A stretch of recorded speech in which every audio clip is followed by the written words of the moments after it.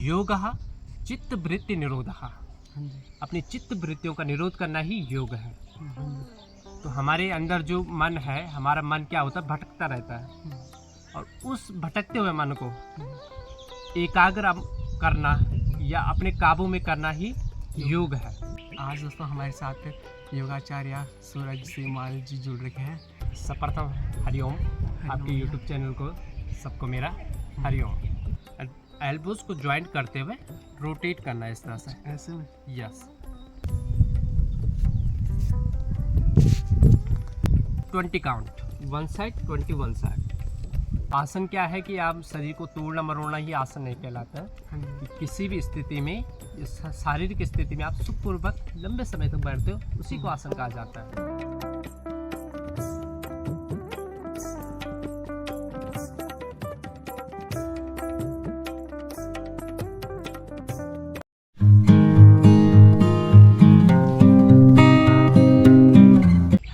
Welcome to my new blog. मैं हूं दोस्तों आपके साथ नारायण लिखवार। और कैसे दोस्तों आप सब, उम्मीद करता हूँ कि आप सब बहुत बढ़िया दोस्तों। और आज दोस्तों हमारे साथ योगाचार्य सूरज सीमाल जी जुड़ रखे हैं। कैसे हो भैया आप? बढ़िया, हरिओम। बढ़िया, अच्छा। और आज दोस्तों सूरज सीमाल भैया आपको योगा के दोस्तों बेनिफिट बताएंगे और योगा के दोस्तों जो पावर होती है उसके बारे में दोस्तों बताएंगे। और योगा दोस्तों जो आसन होते हैं उससे क्या क्या बेनिफिट होते हैं और क्या क्या दोस्तों जो योगा की दोस्तों पावर है उसके बारे में दोस्तों बताएंगे। आइए दोस्तों अभी थोड़ा इंट्रोडक्शन दोस्तों कराता हूँ भैया का, सूरज सीमाल भैया का। भैया जी आपने जो योगा है वो कब से स्टार्ट किया था, कहाँ सीखा था और कब से स्टार्ट किया था? सर्वप्रथम हरिओम। आपके यूट्यूब चैनल को सबको मेरा हरिओम। सबसे पहले मैंने योग सन 2021 में शुरू किया। मैंने एमए योगाचार्य किया हुआ है और मैंने अब अपना जो योग का एमए योगा किया हुआ है मैंने ऋषिकेश से किया हुआ है। एंड मेरा जो यूनिवर्सिटी है संस्कृत यूनिवर्सिटी हरिद्वार से, योग से। और मैं अभी कई जगह योग कक्षाएं लगाता हूँ, ऑनलाइन क्लासेस देता हूँ। अभी मैं स्कूल में भी क्लासेस देता हूँ। तो सर्वप्रथम आज के इस दैनिक जीवन में क्या है, योग बहुत महत्वपूर्ण है। आज की भागदौड़ की ज़िंदगी में देखो, एक सबसे पहले क्या है कि आज के युग में हम उसके ओर ज़्यादा जा रहे हैं कि क्या हो कि हम पैदल जाना या शुद्ध खाना, ये हमारे पर्यावेश में कम हो गया है। अब हमारा ये जाना होता है इधर उधर, तो गाड़ी में जाना होता है या भोजन वगैरह है, ये सब मिलावटी है। तो उसके लिए हमें शरीर को स्वस्थ बनाने के लिए सबसे महत्वपूर्ण है योग। सबसे पहले आता है योग होता क्या है। योग एक प्रकार का व्यायाम है जिसके माध्यम से हम क्या करते हैं, अपने शरीर, मन और आत्मा को शुद्ध करते और स्वस्थ बनाते हैं। हाँ जी। हमारे शरीर के 3 प्रकार के स्वास्थ्य होते हैं। सर्वप्रथम है शारीरिक स्वास्थ्य, सेकंड है मानसिक स्वास्थ्य और तीसरा है आध्यात्मिक स्वास्थ्य। और अगर तीनों स्वस्थ है तो आदमी स्वस्थ है। अगर इसमें से एक भी चीज़ अगर हमारा खराब हो गया तो आदमी बीमार है। चाहे वो शारीरिक रूप से बीमार हो, चाहे मानसिक रूप से बीमार हो, चाहे वो आध्यात्मिक रूप से बीमार हो। सर्वप्रथम आते हैं कि हम अपने शरीर को स्वस्थ कैसे बनाएं। तो योग के माध्यम से क्या होता है कि योग का जो शाब्दिक अर्थ निकलता है कि योग युज धातु से निकला हुआ है। और इसकी जो सबसे इसकी जो प्रणोत है, जिन्होंने योग की उत्पत्ति की है, ये है महर्षि पतंजलि। योगसु कर्मसु कौशलम, श्रीमद् भागवत गीता में कहा गया कि कर्मों में कुशलता का नाम ही योग है। और हमारे जो महर्षि पतंजलि है उन्होंने कहा है कि योगः चित्त वृत्ति निरोधः। अपनी चित्त वृत्तियों का निरोध करना ही योग है। तो हमारे अंदर जो मन है, हमारा मन क्या होता है, भटकता रहता है और उस भटकते हुए मन को एकाग्र करना या अपने काबू में करना ही योग है। तो उसके लिए हम क्या करते हैं, सर्वप्रथम हम कई प्रकार, आजकल के युग में कई प्रकार के योग चले हुए हैं। हठ योग चला हुआ, विन्यास चला हुआ है, अष्टांग योग चला हुआ है। तो हमारे जो पौराणिक योग है हठ योग है, जो आप आज के पर्यावेश में उनके लिए जो लीजिए गुरु रामदेव जी, तो उन्होंने योग को विश्व में फैलाने का बहुत अच्छा काम किया हुआ है। तो सर्वप्रथम आता है योग में आसन। हाँ जी। तो आसन के माध्यम से क्या करते हैं हम शरीर को एक तो लचीला बनाते हैं, और दूसरा क्या करते हैं हम अपनी जो इंद्रियां है या शरीर की मांसपेशियां हैं हाँ जी। और हमारे अंदर की जो ग्लैंड है उन ग्लैंडों को एक्टिव करते हैं और अपनी मांसपेशियों को लचीला बनाते हैं और शरीर को स्वस्थ बनाते हैं। स्वस्थ कैसे बनाते हैं हम? स्वस्थ क्या बनाते हैं हम? सबसे पहले हम छोटे मोटे योगाभ्यास से शुरू करते हैं। योगाभ्यास उसके लिए सर्वप्रथम क्या किया जाता है कि अगर शुरुआती योग कोई व्यक्ति योग अभ्यास शुरू करना चाहता है तो उसके लिए सर्वप्रथम क्या हो छोटे मोटे योग अभ्यास करता है, जिसमें शरीर की जॉइंट मूवमेंट बोलते हैं हम। तो उसके लिए हम नेक मूवमेंट होता है, शोल्डर मूवमेंट होता है, एल्बोज मूवमेंट होता है, फिंगर मूवमेंट होता है, आपका रिस्ट मूवमेंट होता है, उसके बाद पेल्विक मूवमेंट होता है, थाइज मूवमेंट होता है, नीज, एंकल इत्यादि का मूवमेंट होता है। इससे हम योग अभ्यास निम्न से हार्ड की ओर जाते हैं। तो छोटे से बड़े अभ्यासों की ओर हमेशा योग अभ्यास करना चाहिए। और योग अभ्यास जब भी करते हैं हम तो योग अभ्यास करने के लिए हमें उससे पूर्व 4 से 5 घंटे पहले भोजन करना होता है। अगर हमने भोजन किया उसके आधा घंटे 1 घंटे बाद योग अभ्यास नहीं करना चाहिए।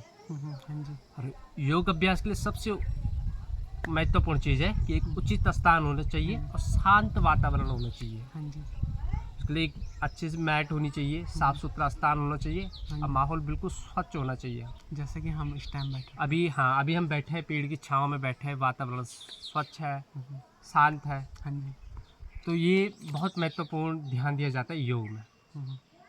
फिर है कि योग के माध्यम से क्या होता है कि हम कई तरह की अपनी बीमारियों को ठीक किया जाता है। आज जो एलोपैथिक दवाई या इंजेक्शनों के द्वारा या सर्जरी के द्वारा अपनी बड़ी बड़ी बीमारियों को ठीक करते हैं, वो क्या होता है कि बीमारी ख़त्म नहीं होती है, कुछ समय के लिए शांत रहती है, उसके बाद दोबारा उत्पन्न हो जाती है। पर योग ऐसा नहीं है। योग में क्या है कि हम अपनी बीमारियों को जड़ से ख़त्म करते हैं ताकि वो दोबारा उत्पन्न ना हो। हालांकि योग में थोड़ा सा टाइम ज़्यादा लगता है, एलोपैथिक उसमें जल्दी ठीक हो जाता है। तो योग में क्या होता है कि एक अनुशासन बहुत ज़रूरी है। और योग के माध्यम से क्या होता है कि आप जब योग करने वाला जो भी व्यक्ति होगा या साधक होगा तो उसको आप देखोगे कि जो योग करता होगा उसका शारीरिक जो बनावट होगी बिल्कुल अलग ही होगा। उसका देखने का नज़रिया अलग होगा, बोलने का अलग होगा तरीका, और एक तो स्वस्थ होगा, कभी बीमार नहीं रहेगा, और शारीरिक सुंदरता भी बनी रहती है उसके अंदर।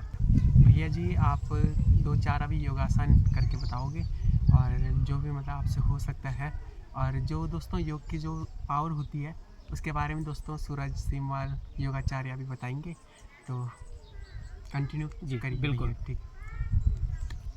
तो क्या है कि मैंने जैसे अभी बताया कि आपको योग अभ्यास जब भी हम करते तो निम्न से आगे की ओर करते, मतलब छोटे से बड़े की ओर करते हैं। सबसे पहले हम छोटा अभ्यास करते हैं, जॉइंट मूवमेंट वगैरह करते हैं। तो हमें सर्वप्रथम या किसी भी कंफर्टेबल पोस्चर में बैठना होता है। तो ये आपका सिंपल लेग क्रॉसिंग है, ये आपका हाफ पद्मासन है, यस हाफ पद्मासन है। या योग काफ़ी समय से कर रहे हो तो बैठने की स्थिति फिर आप इस तरह से बैठ सकते हो। ये आपका पद्मासन लग गया। अच्छा ठीक है, इसको बोलते हैं आसन, पद्मासन। अच्छा। तो आसन की भी एक परिभाषा है कि स्थिरम सुखम आसनम। किसी भी स्थिति में आप सुखपूर्वक बैठो उसी को आसन कहा जाता है। अब आसन क्या है कि आप शरीर को तोड़ना मरोड़ना ही आसन नहीं कहलाता है। कि किसी भी स्थिति में, शारीरिक स्थिति में आप सुखपूर्वक लंबे समय तक बैठते हो उसी को आसन कहा जाता है। तो ये आपका पद्मासन हो गया। तो सबसे पहले दोनों हाथ आपके घुटने के ऊपर। तो योग जब कक्षाएं आप प्रारंभ करते हो तो सबसे पहले आप जैसे आप या कभी पूजा इत्यादि करते हो या मंदिर इत्यादि में जाते हो या कोई भव्य आयोजन करते हो तो आप भगवान का स्मरण जरूर करते हो। तो इसलिए आप जब भी आप योग अभ्यास करते हो उससे पहले आप गुरु का ध्यान या परमात्मा का ध्यान जरूर करते हो। उससे पहले कुछ श्लोकों के माध्यम से योग कक्षाएँ प्रारंभ की जाती है।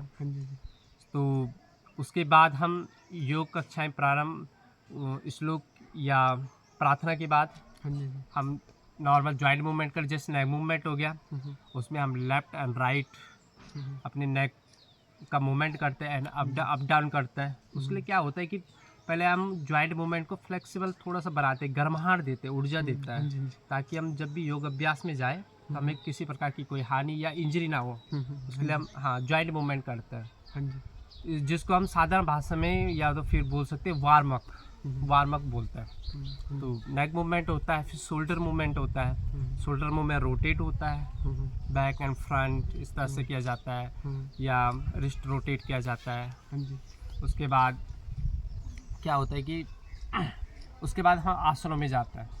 ठीक है, सर्वप्रथम मैं आज को एक नॉर्मली बताता हूँ कि आज के युग में हम फ़ोन का यूज़ ज़्यादा करते हैं, या बैठने ऑफिस वगैरह में वर्क करते हैं, चेयर में बैठ के ज़्यादा करते हैं।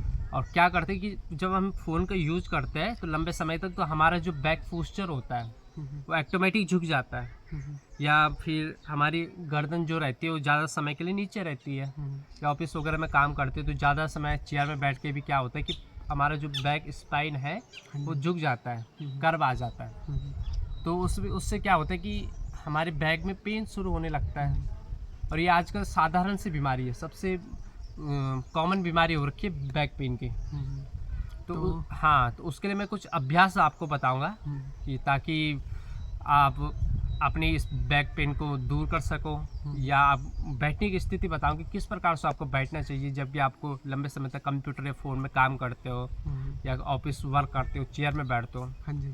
तो अब जैसे मैं इस पोस्चर में बैठा हूँ, ये पद्मासन पोस्चर है, मैंने लेग क्रॉस करके बैठा हूँ। तो इस समय क्या है, मेरा जो बैक है वो एक्टिव है। अब क्या प्रेशर मेरा जो बैक में आ रहा है वो मेरा हिप पोस्चर में आ रहा है अभी का। तो क्या होगा, बैक जल्दी से मेरी नीचे नहीं आएगी। तो ये एक्टिव पोस्चर होता है। ठीक है, ये तो सिंपल है बैठने का है। अब जो चेयर वगैरह में आप बैठते हो तो उसके लिए क्या है कि वो जो बैक पेन की बीमारी होती है उसे सर्वाइकल होता है, तो हमारे कंधे से पेन जाता है, आपका बैक नीचे या थाइस तक जाता है। तो उसको ठीक करने का मैं आपको कुछ योग अभ्यास बताऊंगा। तो सबसे पहले क्या होता है कि आप चेयर में बैठ जाइए, या फिर मैट इत्यादि या दरी के ऊपर इस तरह से बैठ जाइए।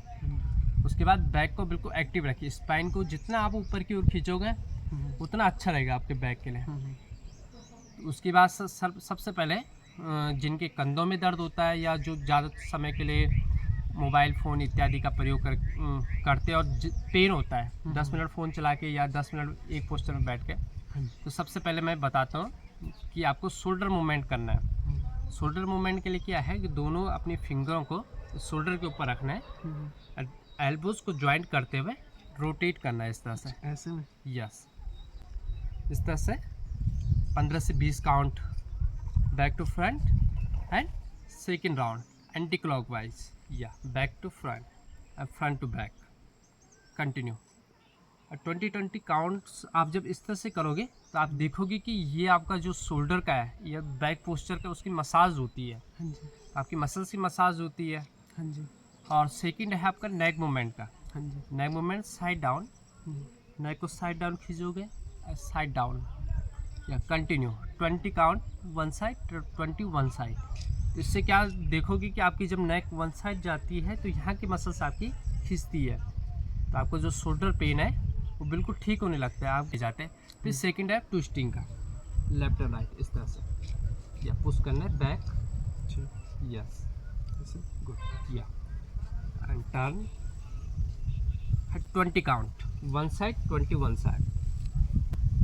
फिर होल्ड, कुछ टाइम होल्ड करना है 10 एंड 50 काउंट, एंड होल्ड करके और साइड चेंज करके and hold and come front, इस तरह के पोस्टर। इससे क्या होता है कि हमारी जो ये है रिस्ट में हुआ है पेल्विक पॉइंट है, ये हमका रोटेट होता है, स्पाइन रोटेट होता है, इससे भी हमारी बैक लोअर बैक का मसाज होता है। फिर थर्ड आता है कि एल्बोज को इस तरह से रख के और up and down, backward and down, ये साइड, ये आपके साइड मसल्स खींचती है, इस साइड मसल्स के। अब ऐसा नहीं है कि आपका बैक यहाँ पे पेन हो रहा है, लोअर बैक में हो रहा है, या शोल्डर में पेन हो रहा है तो आप केवल वहीं का एक्सरसाइज करोगे, वहीं का नहीं, आपका पूरी बॉडी का एक्सरसाइज होगा, तब आपका वहाँ का रिलीज होगा पेन। तो ये आपका हो गया बैक पेन के लिए। अब बैक पेन के लिए और पोस्चर भी आते हैं, जैसे ये नॉर्मल वर्कआउट है, ये उनके लिए है, बिगिनर्स के लिए है, या जो अभी योग में नए नए हैं उनके लिए है। अब कुछ टाइम ये करोगे, 1 हफ्ता या 10 दिन ये करोगे, फिर कुछ टाइम बाद आप योग अभ्यास शुरू करोगे। योग अभ्यास में कुछ आसन आते हैं जैसे भुजंग आसना, बैक बेंडिंग का बहुत अच्छा आसन है। इसके लिए क्या करते हैं कि सबसे पहले आप लेटना होगा। सबसे पहले इस पोस्चर में आना है, फिर आपको फ्रंट साइड लेटना होता है। दोनों जो आपके पाम्स रहेंगे अंडर द शोल्डर रहेंगे, आपके ठीक शोल्डर के नीचे रहेंगे, एंड एल्बोज आपके बॉडी से टच रहेगा, एंड आपके जो फीट रहेंगे वो टच रहेंगे। उसके बाद आपको धीरे से पाम्स को प्रेशर देना है डाउन, नेक को अप करना है, चेस्ट शोल्डर को रोल करना है, चेस्ट को अप करते हुए ऊपर उठाना है। ये हो गया आपका भुजंग आसन। अब इसमें आप देखोगे कि आपको जो लोअर बैक है यहाँ पर स्ट्रेच आता है, यहाँ पर प्रेशर आता है। हाँ जी। तो स्पाइन में भी प्रेशर आता है, आपकी जो नसें हैं उसमें भी प्रेशर आता है। ये आपके बैक पेन के लिए बहुत लाभदायक है। हाँ जी। ये इस तरह से फिर इसको up and down 20 count and hold up and go back Shashank आसन। ये रिलैक्स के लिए।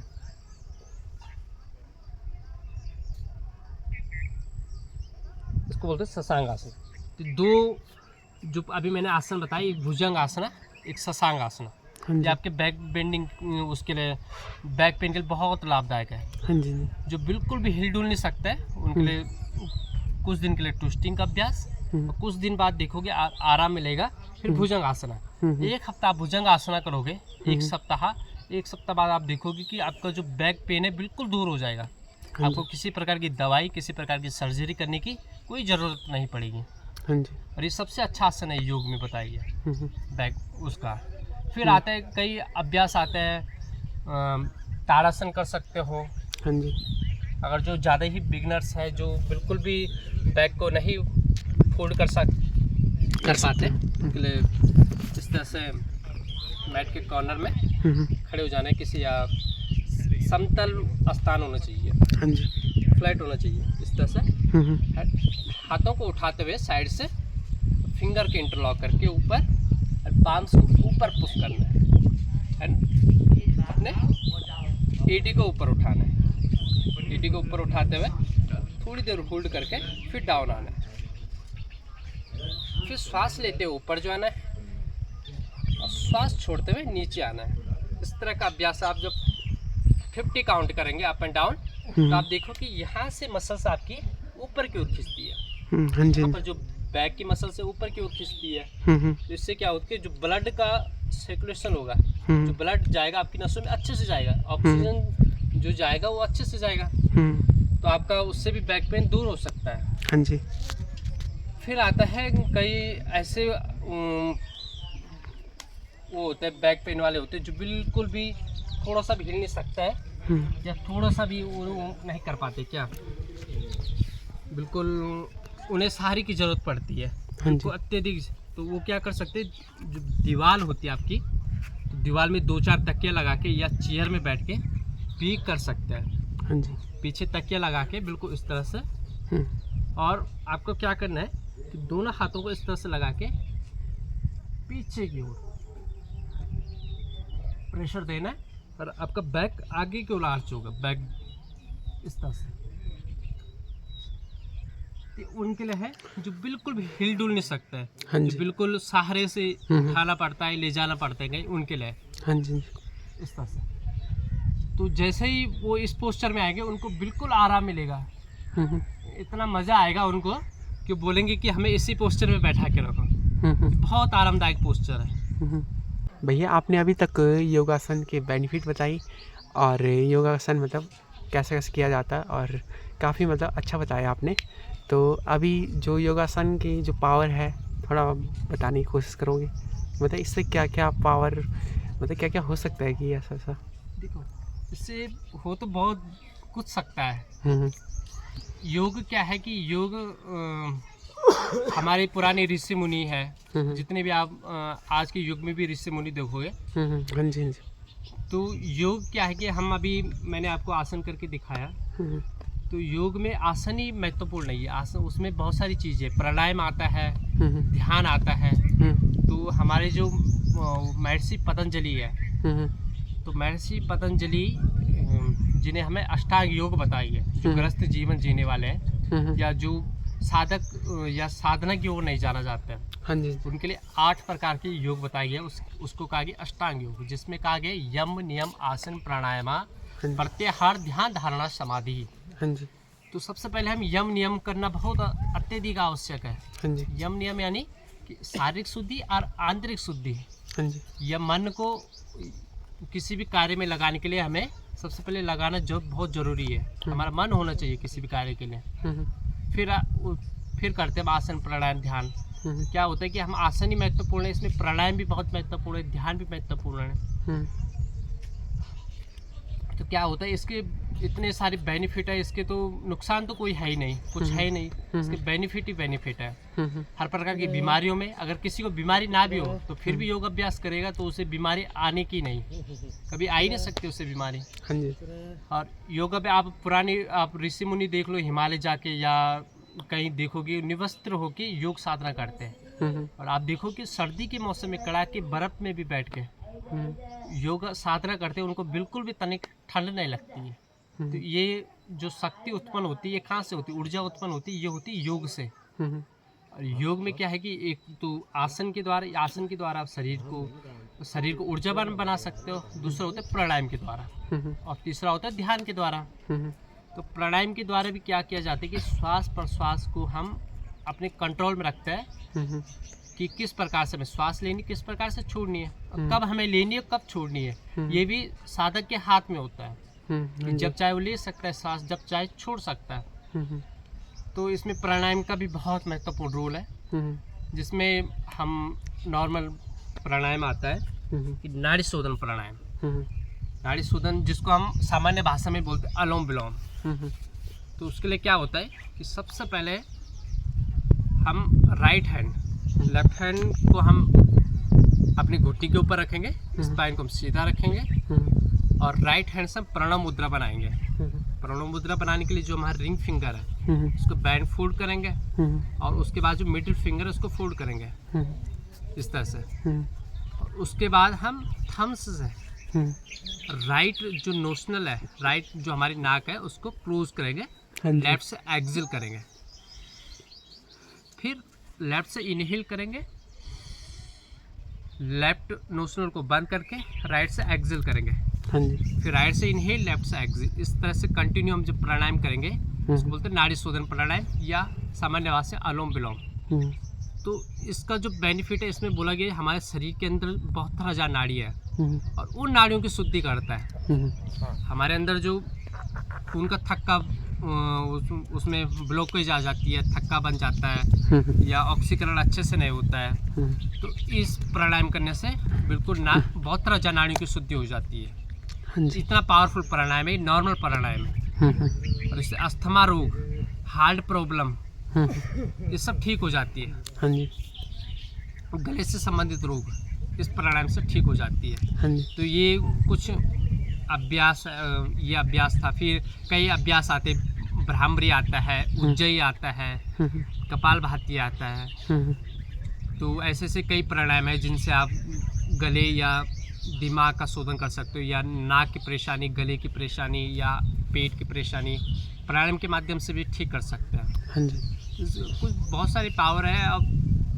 अब आप क्या हो कि आज के समय में योग को अभी प्रचलित हो रहा है। जो पुराने समय के ऋषि मुनि देखते होंगे आप, योग साधना करते थे तो हवा से थोड़ा सा ऊपर करते थे, थोड़ा सा 1 फुट 2 फीट ऊपर, जमीन से ऊपर बैठा रहता था। तो कैसे योग के माध्यम से तो हमारे अंदर एक ऐसी ऊर्जा शक्ति उत्पन्न हो जाती है कि हम प्राणायाम के माध्यम से अपने शरीर को बिल्कुल हल्का बना देते हैं। कि हम अपने अनुसार जब चाहे हवा में तैर सकते हैं, जब चाहे हम जमीन पर बैठ सकते हैं।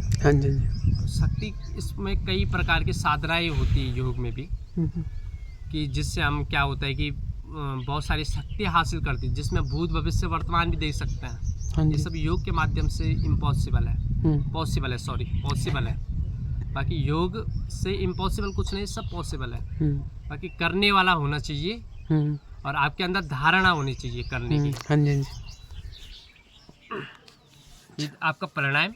फिर आपका आता है ध्यान। अब जब भी आप ध्यान करते हो तो उसके लिए सबसे पहले आसन में दृढ़ वो होनी अति आवश्यक है। मतलब आसन आपका सफल होना आवश्यक है। सामान्य भाषा में बोला सफल यानी कि जैसे मैंने बताया आसन सुखम आसन, स्थिरम सुखम आसनम, किसी भी पोस्टर में सुखपूर्वक बैठना। बराबर आधा घंटे इस पोस्टर में बैठ सकते हो, फिर आप ध्यान कर सकते हो। तो ध्यान की कई विधियाँ होती है, या तो परमात्मा पे ध्यान लगाओ या किसी विषय वस्तु पे ध्यान लगाओ, या जो आपको मनपसंद चीज़ें हैं या मनपसंद वस्तु है उस पर ध्यान लगाना होता है आपको। तो हमारा ध्यान क्या होता है कि कुछ समय के लिए तो मन भटकता है, तो धीरे धीरे हमारा कुछ दिनों बाद, कुछ सप्ताह बाद हमारा ध्यान एकाग्र होने लगता है। एक समय एक ऐसी अवस्था आती है, उसे निरुद्धा अवस्था बोलते हैं, कि हमारा जो ध्यान की अवस्था होती है कि हमें बाहर की ना आवाज़ें सुनाई देती है, ना हमारे अंदर कोई विचार आता है। बिल्कुल जैसे निंद्रा अवस्था होती है, गहरी नींद होती है ना, इस तरह की अवस्था आ जाती है, उसको कहते हैं ध्यान। पूर्ण अवस्था को ध्यान। हमें किसी प्रकार के विचार, किसी प्रकार की आवाज़ें सुनाई नहीं देती है, तो उसको बोलते हैं ध्यान। ठीक है। अब इस योग क्या होता है कि फिर आजकल ट्रेंड चल रहा है कि योग हम ज़्यादातर क्या करते हैं, शरीर के पोस्चर पे ध्यान देते हैं आजकल। जिसमें पावर योगा चल रहा है या स्ट्रेंथ बढ़ाने के लिए चल रहा है, तो उसके लिए कई प्रकार के योग चलते हैं। योग अभ्यास में भी अगर निरंतर प्रैक्टिस आप करोगे तो देखोगे आपकी कई बैलेंसिंग योगा चल रहा है, तो आपके अंदर ऊर्जावान, आपकी मसल्स क्या होते हैं, फ्लेक्सिबल होने के साथ साथ स्ट्रॉन्ग बनती है, शक्तिशाली बनती है, ऊर्जावान बनती है। मैं आपको एक अभ्यास बताता हूँ कि आप जब योग अभ्यास आप निरंतर प्रतिदिन करते हो तो आपके अंदर ऊर्जा का उत्पादन होता है। नॉर्मल अभ्यास ही नहीं कर पाएगा। अगर जो कंटिन्यू प्रैक्टिस कर रहा है या जिसका कंटिन्यू प्रैक्टिस करने वाला है, ये अभ्यास ही कर सकते। जैसे मैं आपको बकासन करके बताता हूँ, इस तरह से दोनों अपने घुटनों को अपने अंदर आर्म्स पर फिट करके इस तरह से ऊपर उठा के, इसको बोलते हैं बकासना। ठीक है।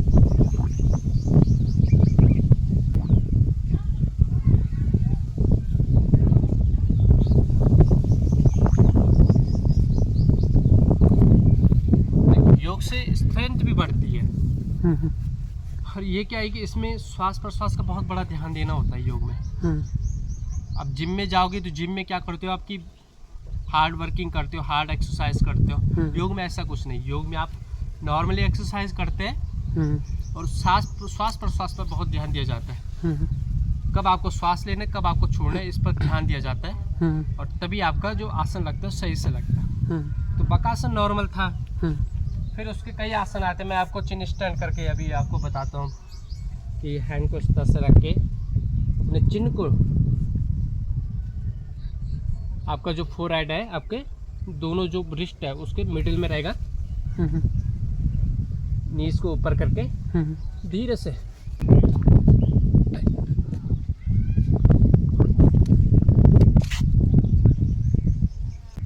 ये कुछ एडवांस आसन है, चिन स्टैंड बोलते हैं, बैलेंसिंग बोल सकते हैं ऐसे। फिर इसके कई अलग अलग आसन आते हैं। ये आपका जैसे साइड से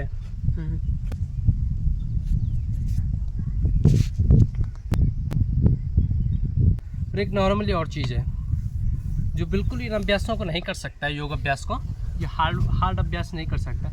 नॉर्मली और अभ्यास होता है, उसको बोलता हूँ सूर्य नमस्कार। ये आपको जब भी योग अभ्यास करते हो इस तरह से, इसमें पूरे शरीर की एक्सरसाइज हो जाती है। समस्थिति में खड़े हो गए, सर्वप्रथम प्रणामासना होता है, फिर श्वास लेते हुए दोनों हाथों को ऊपर उठाते हुए हस्तोत्थान आसना,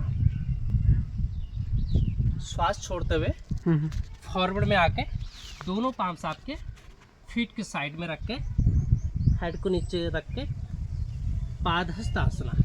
हाँ जी।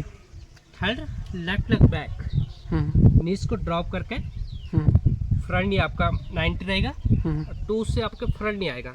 हाँ जी। हेड ऑफ अश्व संचालन। हाँ जी।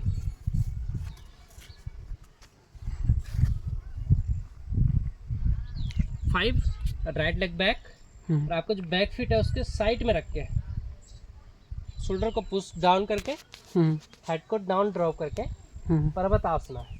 हाँ जी।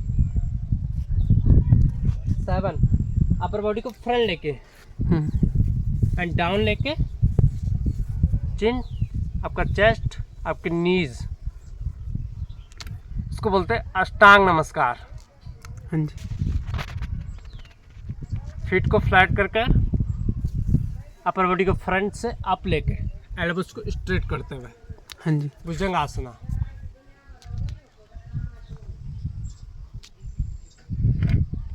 टूज को रोल करके अपर बॉडी को, थाइस को आप, अपर बॉडी को बैक, पर्वतासना। एंड राइट लेग फ्रंट, आपके दोनों जो पाम्स है उसके सेंटर में लेग को रखा जाता है, इसको बोलते हैं भुजंग आसना। हाँ जी। फिर बैक लेग को फ्रंट, अपर बॉडी डाउन, पादहस्तासना। हेड को फ्रंट, दोनों हाथों को कान के सीध में फ्रंट। धीरे से श्वास लेते हुए बॉडी को आप, हस्तोत्थान, श्वास छोड़ते हुए प्रणामासन। हाँ जी। ये हो गया आपका सूर्य नमस्कार। हाँ जी। अब इसको क्या आप कंटिन्यू अगर प्रतिदिन आप 7 से 8 राउंड करोगे तो इसी अभ्यास से आपको योग अभ्यास करने की ज़रूरत ही नहीं है। हाँ जी। इसी सूर्य नमस्कार से आप पूरे शरीर को स्वस्थ बना सकते हो, अपने मन को स्वस्थ बना सकते हो और अपने आध्यात्मक को जागृत कर सकते हो, आध्यात्मिक के लिए तैयार हो सकते हो। हाँ जी। इसी योग अभ्यास से, सूर्य नमस्कार से, इतना पावरफुल योग अभ्यास है सूर्य नमस्कार। हरिओम। बहुत बहुत धन्यवाद भैया आपका कि आपने हमारे मतलब व्यूअर को, हमारे सब्सक्राइबर को, हमारे दर्शक को योगासन के बारे में बताया और आसन दोस्तों कैसे करते हैं इसके बारे में दोस्तों बताया। तो आप सभी को दोस्तों ये मेरा प्यार सा ब्लॉग कैसा लगा दोस्तों योगासन का, तो दोस्तों कमेंट सेक्शन में दोस्तों नीचे ज़रूर बताइए। और जिस किसी ने भी दोस्तों चैनल को सपोर्ट नहीं किया हो, सब्सक्राइब नहीं किया हो, सब्सक्राइब करें दोस्तों, वीडियो को दोस्तों लाइक करें, ज़्यादा से ज़्यादा दोस्तों अपने दोस्तों के साथ दोस्तों शेयर करें और दोस्तों ज़्यादा से ज़्यादा लेखवा यूके ब्लॉग्स को दोस्तों सपोर्ट करें। तो इसी के साथ दोस्तों मिलते हैं किसी नेक्स्ट अच्छे से ब्लॉग में। तब तक के लिए दोस्तों टाटा बाय बाय। और भैया आप कुछ बोलना चाहोगे? यस, मैं ये बोलना चाहता हूँ, ये मेरे छोटे भाई है तो इनका चैनल ज़रूर सब्सक्राइब करें। ये बहुत मेहनत करते हैं और ज़्यादा से ज़्यादा शेयर करें। और मैं इनका धन्यवाद करता हूँ कि ये मेरे पास आए, इन्होंने देखा कि भैया आप योगा करते हो तो मैं आपकी एक वीडियो बनाना चाहता हूँ। तो मैंने कहा श्योर, बिल्कुल अच्छे से मैं व्यूअर्स को बताना चाहता हूँ कि योग से क्या बेनिफिट होता है, तो आप कुछ बताएं। मैंने कहा बिल्कुल ज़रूर बताऊँगा। तो बहुत मेहनत करते हैं, तो भैया का चैनल ज़रूर सब्सक्राइब करें और बहुत सपोर्ट करें और ज़्यादा से ज़्यादा शेयर करें। और मैं ईश्वर से यही प्रार्थना करता हूँ कि आप हमेशा तरक्की करते रहो और अच्छे से ब्लॉग बनाते रहें और लोगों जन तक अपने विचारों को या संस्कृति या अपने कल्चर के बारे में बताते रहें। धन्यवाद भैया, धन्यवाद। हरिओम। और ठीक है दोस्तों, इसी के साथ दोस्तों मिलते हैं किसी नेक्स्ट अच्छे से ब्लॉग में। ठीक है दोस्तों, बाय बाय।